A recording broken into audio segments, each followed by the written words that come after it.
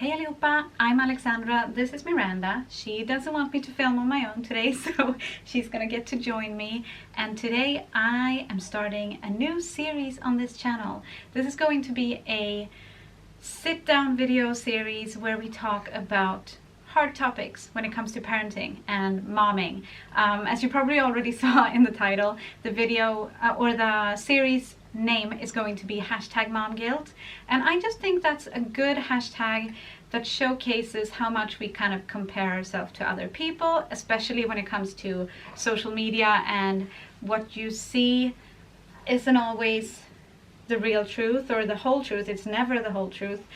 I've just so many times thought of sitting down and talking about things that are kind of hard to talk about when it comes to parenting. Obviously this could all apply to dads too. It's just that I'm coming from the perspective of a mom, so that's why mom guilt. And yeah, now I'm doing it, so here we go.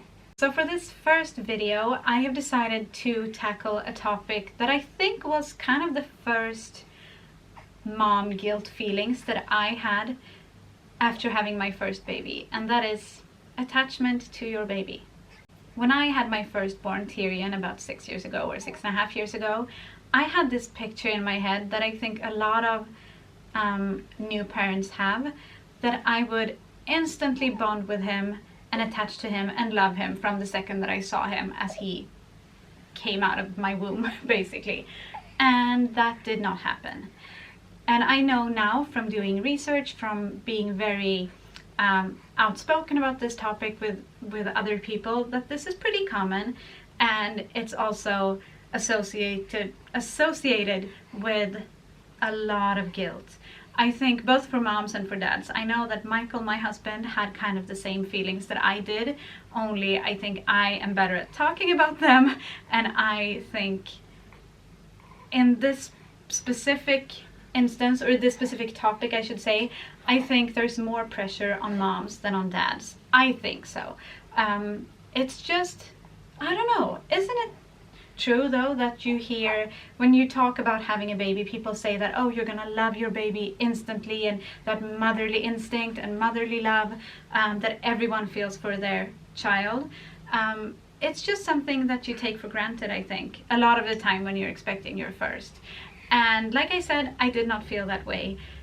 I realized pretty fast that I wasn't having the proper feelings that I should have for my baby. It's not that I didn't like him, it's not that I had the opposite feelings. I took care of him. I knew what I needed to do, and I did that to make sure that he was good, that he was happy.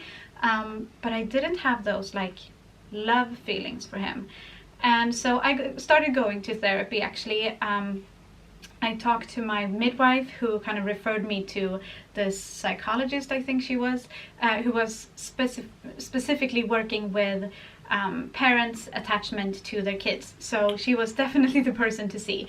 And we went to therapy with her, specifically me, or mostly me, but also Michael, my husband. We went to therapy with her every now and then for a few months, I want to say. And things got progressively better. But it definitely took a while. I know that around Tyrion's first birthday is pretty much where I started feeling like I could say out loud that I loved him and not feel like I was lying, that I was just saying something that I knew that I had to say. And that is heartbreaking.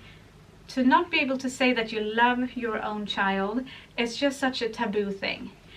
And that, I think at the time, I didn't tell a lot of people. Now I'm not afraid of saying that, because I know that it's very common, and I think that we need to talk about these things to make them not taboo, because it's not your fault. It happens. And even things that are your fault, they still happen, and it's part of life. And I think we need to be more kind to ourselves and to other parents, and just accept that life is not perfect. So that was my experience with my first child. So I was pretty worried when I was pregnant with my second, Theo. But with him, once he was born, everything was just where it needed to be, feelings-wise, I guess you could say. So I kind of got a rematch with him. And I think that was partly because I was just in a better headspace. at that point, but also because I had the tools. Since I had gone to therapy, I had the tools that I needed to prepare myself, and then also to attach to him. But with him, I did feel like it was pretty much instantaneous, the way they talk about, like, the first time you see your baby, it's instant love. So with this little munchkin, my third baby, I wasn't very worried. I just knew in the back of my head that it could happen, and I also just felt calm in the fact that if I don't bond with her right away, I know that I'll get through it, because I did with Tyrion. The mom guilt that I felt when I had Tyrion and couldn't bond with him properly, it was kind of made even worse when I had Theo and I did bond with him right away, because I just felt like this is what I should have given Tyrion and I couldn't. And then when I was studying to become a teacher for young kids, like 1 to 6 year olds, we studied actually attachment theory, mostly by a man called John Bowlby, or Bowlby.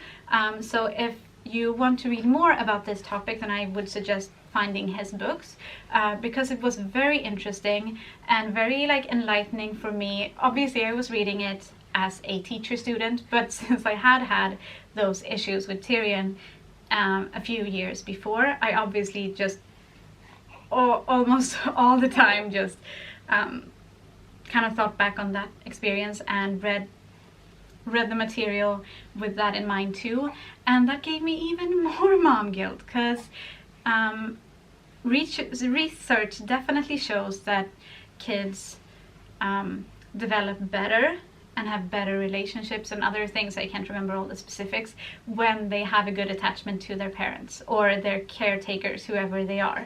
So that was hard for me to read, because it made me feel like, well, I've already screwed him up, kind of.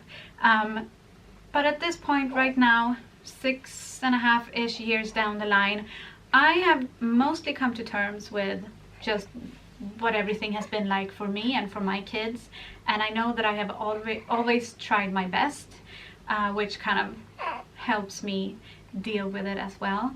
But it's definitely kind of a wound that I think I will always have in one way or another. Just, I don't know, it's sensitive, even though I've kind of gone through it and I feel like we're past it. I think it's always going to be one of those things that I will look back on with some degree of anxiety. And now that I've talked about kind of my history on the topic, I just want to, I guess, first of all say, and in a way I already have, but just say to anyone else who is going through this or have gone through this with their children or child,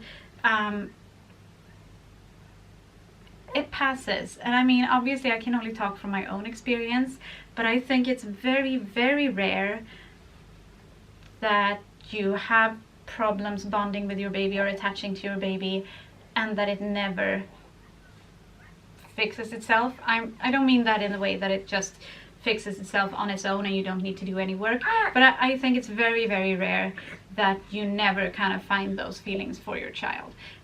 So that's first off. If you're in the middle of it, this also shall pass. This will work out. But it can be very painful in the middle of the process, and it's very hard to talk about with other people, I think, a lot of the time, unless someone tells you that they had issues bonding with their child, and that kind of helps you be like, oh yeah, that's what I'm going through right now, please talk about it. I think it's hard to just bring it up with other people, especially other parents who maybe gush about their babies and talk so much about how they love their babies so much and they can't look away and their baby is just everything they think about. It can be very, very hard to open up to those people because you just feel so vulnerable and kind of inferior when it comes to your emotions compared to those people. At least that's how I felt.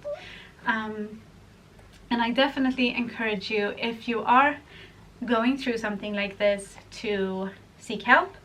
And if you want to talk with me about it, then feel free to comment. I don't think I'm going to have comments allowed on this video because I usually don't. I usually have them for a few minutes and then they are disabled by YouTube. So I'm going to post a community post right after this video where you can talk about it, or you can message me on Instagram if you don't want to talk like openly about it but just want to vent to me or ask me something.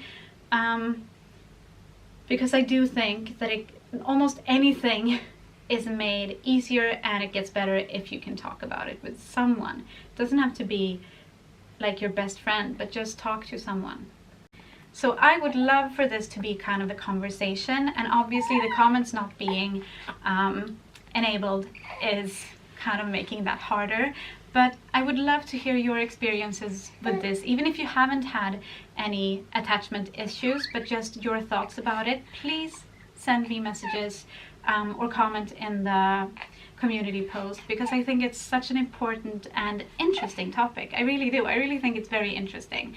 So that's kind of the last thing that I had written down. Just tell me your experiences or ask me questions or whatever you might need. And I think this little one is done too, so I think it's time to end the video. Also, I want to say I'm not going to be uploading these videos weekly, because I do have other sit-down videos that I want to film and upload as well. So this will be every now and then when I have a topic that I really want to talk about. I do have some lined up, some mom guilt things that I have thought about, and new ones come up all the time. But yeah, so it's not going to be a regular schedule for this series, but if you like it, please let me know, because that way I can make more of these videos. Okay, like I said, I think it's time to end this video. Please like the video if you liked it, and subscribe if you want to see more of our family videos, and we will see you on Friday with a normal vlog. And yeah, have a good day, and thank you for watching today. Hej då!